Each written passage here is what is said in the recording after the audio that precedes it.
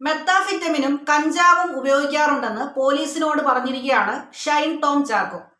എന്തുകൊണ്ടാണ് ഷൈൻ ടോം ചാക്കോ ഹോട്ടലിന്റെ 3ാമത്തെ നിലയിൽ നിന്ന് ഇറങ്ങി ചാടി ഓടി രക്ഷപ്പെട്ടത്? ഈ ഒരു കാര്യം ഡിസ്കസ് ചെയ്യുന്നതിന് മുമ്പ് ഞാൻ നിങ്ങളെ കൊണ്ടുപോകുന്നത് ഇദ്ദേഹത്തിന്റെ ഫ്ലാഷ് ബാക്കിലേക്കാണ്.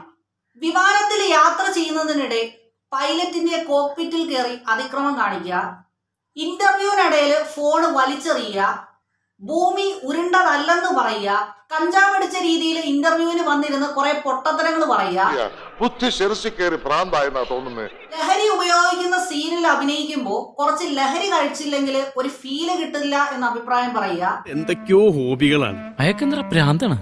അയ്യോ പൊന്നു മോനെ, പ്രാന്ത് എന്ന് പറഞ്ഞ ഈ സൂക്കറിനെ കുറച്ച് കാണരുത്, ഇത് അതുക്കും മേൽ. പിന്നെ ഇയാൾ പറയുന്ന ഡബിൾ മീനിങ്ങും പൊട്ടത്തരവും കേട്ട് ചിരിക്കാൻ കുറെ ആങ്കർമാരെ ഓരോ ചാനലുകളും ഇറക്കിയിട്ടുണ്ട്.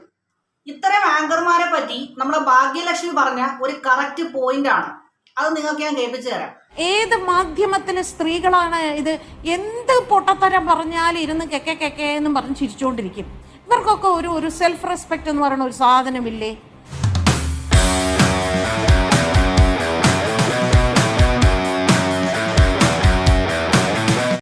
ഷൈൻ ടോം ചാക്കോയാണ് ഇപ്പോഴത്തെ ചർച്ചാ വിഷയം.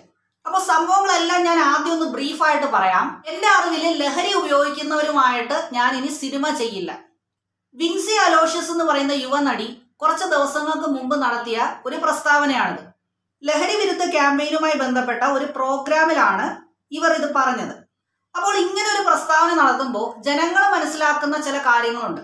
ഒന്ന്, സിനിമാ ഫീൽഡിൽ നല്ല രീതിയിലുള്ള ലഹരി ഉപയോഗം നടക്കുന്നുണ്ട്. രണ്ടാമത്തേത്, ഇതിന് പിന്നിൽ ചില സൂപ്പർ താരങ്ങളും ഉണ്ട്.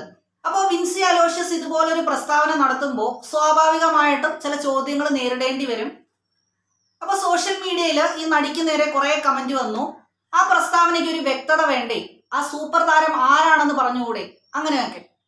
പിന്നീട് വിൻസി അലോഷ്യസ് സോഷ്യൽ മീഡിയയിൽ ഒരു വീഡിയോ പോസ്റ്റ് ചെയ്തു. ആ വീഡിയോയിൽ ഒരു പ്രമുഖ നടൻ ഷൂട്ടിംഗ് സെറ്റിൽ വെച്ചിട്ട് ലഹരി ഉപയോഗിക്കുന്നു എന്നും അതുപോലെ തന്നെ തന്നോട് മോശമായി പെരുമാറിയെന്നും വിൻസി അലോഷ്യസ് പറയുന്നു.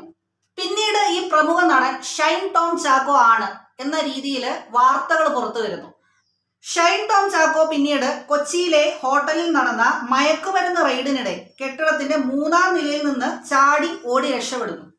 ഇപ്പൊ ഏറ്റവും ഒടുവിൽ കിട്ടിയ വാർത്ത പ്രകാരം മെത്താഫിറ്റമിനും കഞ്ചാവും ഉപയോഗിക്കാറുണ്ടെന്നും സിനിമാ സെറ്റുകളിൽ ലഹരി എത്തിച്ചു നൽകാൻ ഏജന്റുമാരുണ്ടെന്നും ഗൂഗിൾ പേ വഴി ഇവർക്ക് പേയ്മെന്റ് ചെയ്തിട്ടുണ്ടെന്നും ഷൈൻ ടോം ചാക്കോ പോലീസിനോട് പറഞ്ഞു.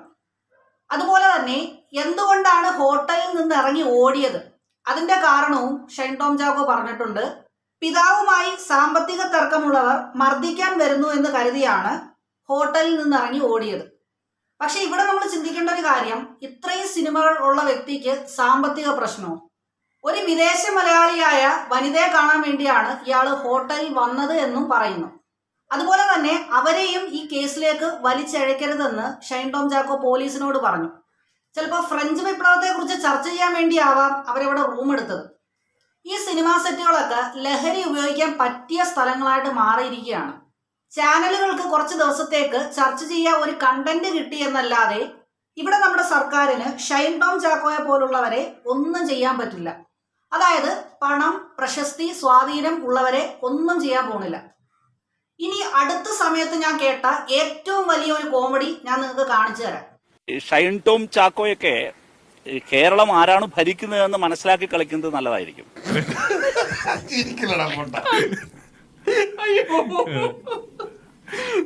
ഇപ്പോഴത്തെ മലയാള സിനിമയുടെ അവസ്ഥ എന്താന്ന് വെച്ചാൽ, ഇപ്പം സൂപ്പർ സ്റ്റാറും മെഗാ സ്റ്റാറും ഒന്നും അല്ല കാര്യങ്ങൾ നിയന്ത്രിക്കുന്നത്. ഇപ്പം മെത്താഫിറ്റമിൻ സ്റ്റാറും MDMA സ്റ്റാറും ഒക്കെ ഉണ്ട്. ഇവിടെ ഷൈൻ ടോം ചാക്കോ കൂടുതൽ സെലിബ്രേറ്റ് ചെയ്യപ്പെടുകയാണ്. ഇവർക്ക് കൂടുതൽ പബ്ലിസിറ്റി കിട്ടുന്നു, ഫെയിം കിട്ടുന്നു, കൂടുതൽ ഫോളോവേഴ്സിനെ കിട്ടുന്നു, കൂടുതൽ സിനിമകൾ കിട്ടുന്നു. ശരിക്കും പറഞ്ഞാൽ ഇത് മലയാള സിനിമയുടെ ഒരു ഗതികേട് തന്നെയാണ്. ഇതുപോലുള്ള സെലിബ്രിറ്റീസ് ഒക്കെ ഈ ലഹരി ഉപയോഗിക്കുന്നത് വളരെ നോർമൽ ആയിട്ടുള്ള ഒരു കാര്യമായിട്ടാണ് പല ഇന്റർവ്യൂസിലും ഒക്കെ പോയി സംസാരിക്കുന്നത്. ലഹരി സപ്ലൈ ചെയ്യുന്ന വലിയൊരു ഗ്രൂപ്പ് ഇതിന് പിന്നിലുണ്ട്. ആദ്യം അകത്താക്കേണ്ടത് അവരൊക്കെയാണ്. പിന്നെ ഈ വർദ്ധിച്ചു വരുന്ന ലഹരിയുടെ ഉപയോഗം നമ്മുടെ കേരളത്തിൽ മാത്രം ഒതുങ്ങി നിൽക്കുന്ന ഒരു പ്രശ്നമല്ല, ഗ്ലോബലി ഇതൊരു വലിയ പ്രശ്നം തന്നെയാണ്. 2023 UN റിപ്പോർട്ട് പ്രകാരം 10 വർഷത്തിനിടെ നമ്മുടെ ലോകത്ത് 56 മില്യൺ ആളുകളാണ് ലഹരി ഉപയോഗിക്കുന്നവരായി മാറിയത്. അപ്പോൾ രാഷ്ട്രീയമൊക്കെ മറന്ന് ഒറ്റക്കെട്ടായി നമ്മളെല്ലാവരും പ്രവർത്തിച്ചാൽ മാത്രമേ നമ്മുടെ നാടിനെ ലഹരിയിൽ നിന്നും രക്ഷപ്പെടുത്താൻ സാധിക്കൂ. ഇത്രയും പറഞ്ഞുകൊണ്ട് ഞാൻ എൻ്റെ വീഡിയോ അവസാനിപ്പിക്കുകയാണ്. Thank you.